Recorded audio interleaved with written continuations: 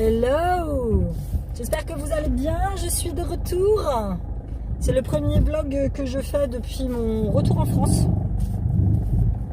Un drôle de bruit quand je tourne le voir. Premier vlog que je fais depuis que je suis rentrée. Je suis rentrée samedi.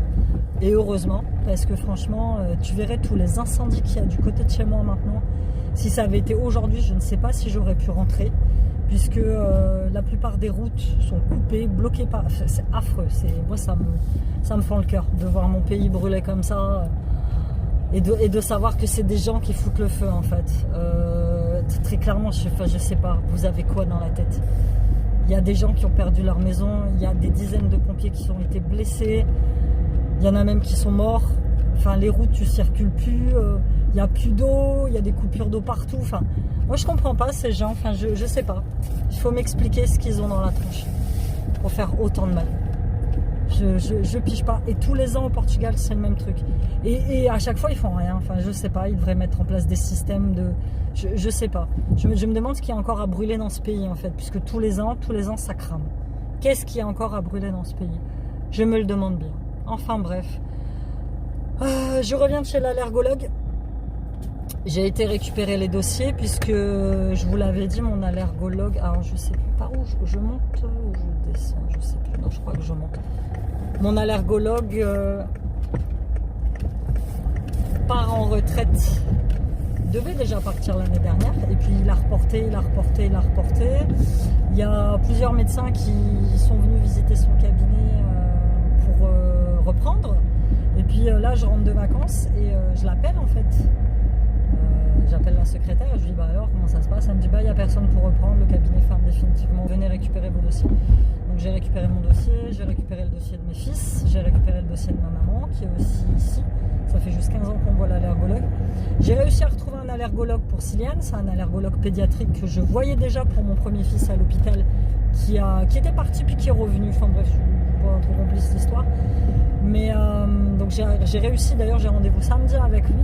Parce que moi, il est suivi, il est en pleine désensibilisation, il a encore 2 ans à faire. Il est allergique asthmatique, il faut qu'il voie quelqu'un, donc au moins tous les 6 mois. J'ai réussi à retrouver un allergologue pour Siam, mon plus grand, qui lui aussi est asthmatique allergique, mais qu'il ne va voir qu'au mois de janvier, il me semble, l'année prochaine. Il va se poser le problème de ma mère. Il va falloir que je lui trouve... En fait, ça va être simple, si l'allergologue que j'ai trouvé pour Siam est convenable, je pense que je lui connais le nom. Le problème, c'est que ma mère, c'est une personne âgée, elle a des difficultés à... Tu vois, quand elle sort de l'inconnu, tu vois, ce médecin-là, ça fait longtemps qu'elle le voyait, elle était habituée, elle avait ses petites manies, ses petites habitudes avec lui. Là, le fait de voir un nouveau médecin, je sais pas trop comment ça va se passer, tu vois. Elle me dit, je vais laisser tomber. Bah, en fait, tu peux pas laisser tomber. Ma mère, c'est pareil, elle est asthmatique allergique. Tu peux pas laisser tomber, en fait. Si la facilité, ça serait d'aller chez le médecin traitant pour te faire prescrire des médicaments, mais je sais pas. Enfin, t'as quand même besoin d'un suivi, tu vois.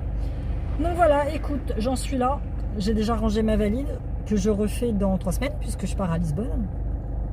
J'ai reçu un message de Booking me disant que la taxe de séjour avait augmenté. Je passe de 2 € par jour à 4. C'est une taxe en fait qui te font payer dans ce pays, je pense que comme dans d'autres pays. C'est une taxe de séjour quand tu loues un hôtel par exemple. Pour pouvoir payer, bah, c'est la taxe collective, la taxe des ordures par exemple, les impôts, enfin tout ce truc là, c'est ta contribution. Alors j'ai envoyé une question parce que moi je suis portugaise de nationalité aussi, j'ai la double nationalité franco-portugaise. Je leur ai dit, chez moi je suis portugaise, je retourne dans mon pays, est-ce que ça compte, tu vois? Elle m'a dit oui, c'est pareil, à partir du moment où tu loues une chambre d'hôtel, c'est dans la taxe en fait. Voilà, il va falloir que je la paye. Voilà, that's it. Sinon quoi vous dire, j'avais dit que je vous ferais une vidéo à côté pour vous parler de mes vacances, de comment elles se sont passées, de comment ça a été bon là je vous donne juste un petit peu mon ressenti, mais je vous ferai une vidéo à part parce que j'ai eu beaucoup de questions par rapport à combien ça coûte, si je me suis bien amusée, ce que j'ai vu, ce que j'ai fait. Mes vacances ont été extra, franchement extra, je m'attendais pas à ce qu'elles se passent aussi bien, j'avais beaucoup d'appréhension.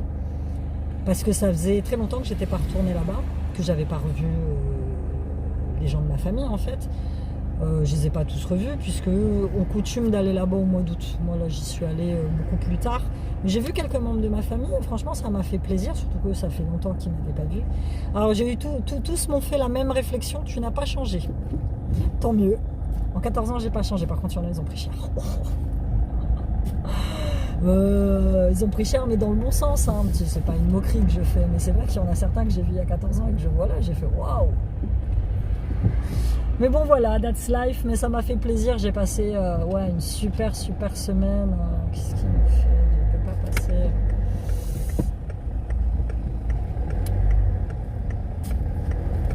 Merci, monsieur. C'est le bus qui nous laisse passer. Attention, il ne peut pas passer. J'ai passé une super semaine. On a eu du beau temps. J'ai eu du beau temps. J'ai eu beaucoup de vent. Parce que si tu le sais pas, moi on a voyagé un petit peu. C'est-à-dire que je suis restée dans mon village en tout et pour tout dans le nord. Je suis restée 3 jours sur la semaine. Et ensuite, on est descendu un petit peu plus dans le centre pour aller à Fatima, au sanctuaire de Fatima. C'est mon père qui m'a fait la surprise parce que il n'était pas du tout question de base que j'y aille. Tu vois, il était juste question que je reste dans mon petit village et dans les petites villes aux alentours. J'avais une mission, c'était de refaire ma carte d'identité qui était périmée depuis 2015. Ce que j'ai fait, 3 jours, temps record. Écoute, ça va se demander pourquoi l'administration française est aussi longue. Donc j'ai refait ma carte d'identité. On a été au sanctuaire de Fatima. Donc ça, c'était super bien. On n'a pas fait tout ce qu'on voulait faire parce que en fait, ma mère a beaucoup de difficultés à se déplacer, à marcher. Donc il y a des choses qu'on n'a pas pu faire dû à ça. C'est pas de sa faute, mais je comprends mieux pourquoi elle ne voulait pas partir. Elle ne voulait pas partir en vacances cette année, elle ne voulait pas aller au Portugal et c'était dû à ça, c'est dû à ça, ces problèmes de mobilité. Voilà, c'est tout. Après, c'est la vieillesse, c'est l'arthrose. C'est l'arthrose. Malheureusement, elle a une arthrose qui est très sévère, et, très sévère et très agressive. Donc, elle a beau prendre des médicaments, c'est assez compliqué. Ma mère, elle va avoir, elle a eu 78 ans. Elle a beaucoup travaillé dans sa vie. Elle s'est beaucoup démenée. Elle n'a pas pris assez soin d'elle. Malheureusement. C'est un gros reproche que je lui ai fait. Mon père, ça va à peu près. Mais ma mère n'a pas pris assez soin d'elle quand elle travaille. Elle a préféré se tuer au travail. Tu vois, c'est pour ça que parfois elle et moi on rentre en conflit. C'est parce qu'on n'a pas du tout la même vision de la vie. Moi, si tu veux, je préfère vieillir moins riche, avec moins d'argent. Je préfère vieillir avec moins d'argent qu'elle n'a, elle, parce qu'ils ont une retraite, ils ont travaillé toute leur vie, ben voilà. Ne regarde pas par ici, surtout alors que c'est un mode passé. Là, il a carrément coupé la route à la dame, et c'est limite la dame qui se fait engueuler là-devant. Il y en a, ils connaissent pas le code de la route. Mais je te rassure, au Portugal, ils sont tous comme ça, ils conduisent tous comme des oufs. Il n'y a pas de limitation de vitesse, il n'y a rien. Enfin bref, moi je préfère vieillir avec moins d'argent, avec moins de choses, mais en étant en meilleure santé, tu vois. Après, c'est une divergence de point de vue, je pense que c'est une question de génération. Les gens de la génération de ma mère ont beaucoup travaillé, se sont beaucoup usé la santé, parce que c'était comme ça, il fallait travailler. Ma génération à moi, on est un peu plus dans le calme. Tu vois, on veut moins avoir de choses. Moi, je veux moins avoir de choses.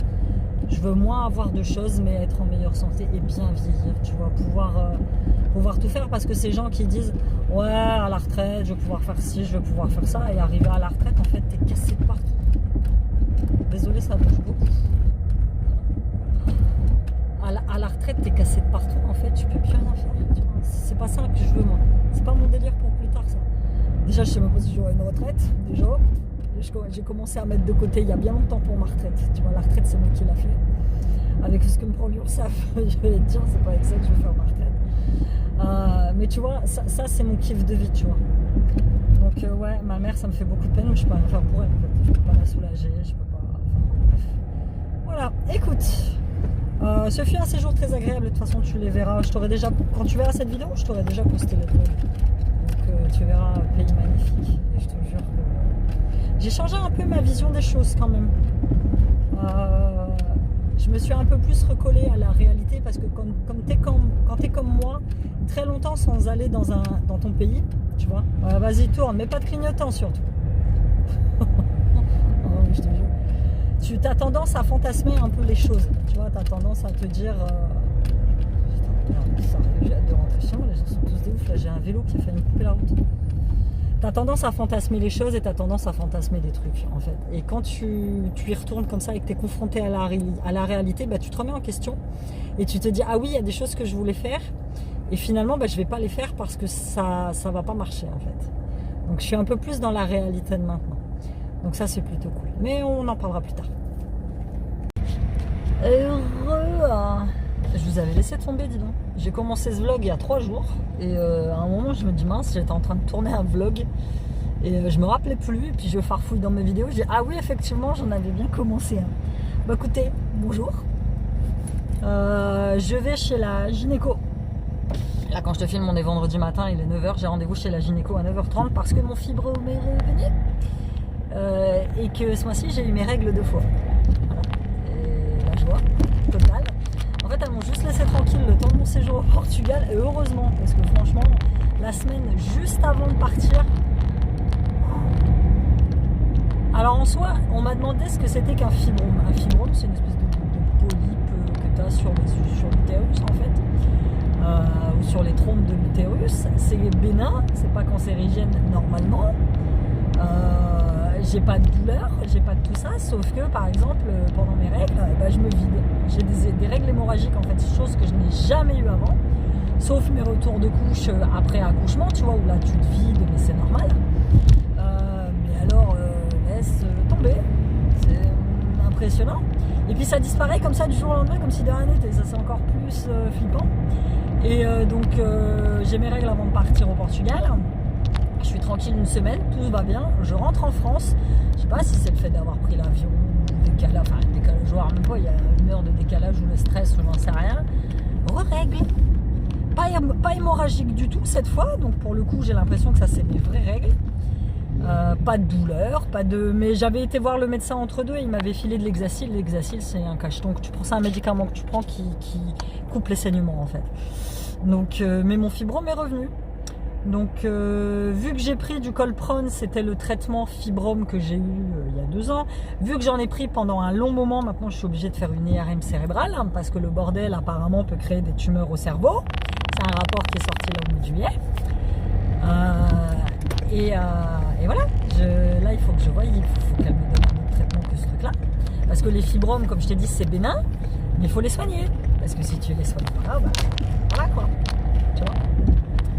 Donc je suis désolée de te décaler, j'ai toujours mon... Puis alors là pour le coup mon truc de ma coque de téléphone elle est tellement épaisse qu'elle rentre même pas dans le machin. Mais voilà quoi, il faut qu'elle me donne un autre traitement, il faut qu'elle me redonne de l'Hexacil et voilà. Mais je te dis j'ai aucune douleur. Ce qui me fait dire que c'est pas grave. Je pense que si c'était plus grave t'aurais des douleurs, mais même pas, j'ai même pas de douleur, j'ai pas de crampes, j'ai rien du tout. Mais c'est super relou quoi. Je vais avoir 48 ans, je suis même limite presque en préménopause. J'ai vraiment pas besoin de ça quoi. J'ai fait un stock de serviettes hygiéniques chez moi. Enfin, c'est affolant. Enfin bref. Donc là j'ai rendez-vous avec elle ce matin. Et puis après je rentre, il faut que je taffe. J'ai des commandes à faire. On m'avait passé commande hier. J'ai des bagues réglables sur la boutique que j'ai reçues il n'y a pas longtemps. Donc je les ai mis en ligne. J'en ai déjà vendu quelques-unes. Donc ça c'est plutôt cool. Et il faut que je sorte le vlog de ce soir. Merci pour tous vos comments sur mes derniers vlogs. Ça fait très plaisir. Je viens de rentrer à la maison. Du coup, elle m'a fait des ordonnances gynéco. J'ai tout noté. Je dois prendre du Dufaston parce que j'ai un déficit de progestérone. Je sais pas quoi. Bah, dû à mon crantage. Donc, c'est bien la préménopause apparemment. Parce qu'en plus, j'en ai des symptômes. Hein. J'ai un peu de bouffée de chaleur. Je suis un peu irritée. Et du coup, je reprends une pilule progestative. Je ne prends plus de Colprone. À votre âge, ça sert à rien. Et puis voilà, tout va bien aller, mais bon, je ne dois pas m'inquiéter. Donc si tu es comme moi une femme d'un certain âge et si tu te mets à avoir des règles 2 fois par mois, c'est normal. Voilà. Bon, bref. Bon, elle m'a quand même prescrit une écho pour me rassurer. Je n'ai rien de grave, mais c'est tellement perturbant, je te jure. Sinon, le temps aujourd'hui, bah, ça va, il fait doux. Il fait doux, il y a un peu de soleil, mais un peu de vent quand même. J'ai hésité à refaire du linge. Qu'est-ce que c'est que ça? Il fait noir par terre. Les gens sont vraiment vives. Je sais pas si tu le vois. Les gens... Ça marque, ça marque. Ça marque Brian. Donc la gynéco qui me dit bon, la pilule ça marche aussi si vous avez quelqu'un. Je suis optimisée, je crois. Je fais non, c'est bon pour l'instant. Oh, je suis pas prête. Je suis pas prête. J'en parlais avec moi-même dans la voiture justement de ça. Et je suis pas prête. Je pense que je retomberai facilement dans mes travers.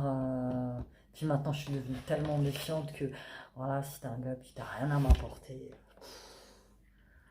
ça sert à rien. Tu vois, par exemple, il y a un truc tout con. C'était la réunion de l'école, je te l'ai dit dans la voiture. C'était la réunion de l'école de mon fils en fait. Et il y avait pas mal de papas, tu vois. Mais je crois que mon ex, il était même pas au courant qu'il y avait réunion. Enfin, tu vois, c'est. Je peux plus. Oh, je peux plus. Vive le célibat. Mais franchement, hein, vive le célibat. Et c'est pas une tare d'être célibataire. Et si c'est ton choix d'être célibataire et de plus t'emmerder avec une charge mentale de ouf, c'est cool l'amour. Hein. Moi, je l'ai déjà dit, j'adore voir les gens amoureux. C'est chouette et tout. Franchement, hein. Mais à mon niveau, je crois que j'ai autre chose à penser dans ma vie que ça. Donc voilà, écoute, je vais te laisser. On se retrouve dans un prochain vlog. Et puis, je te fais plein de bisous. N'hésite pas à faire un petit tour sur Eora pour commander ton petit bijou personnalisé. Bye bye.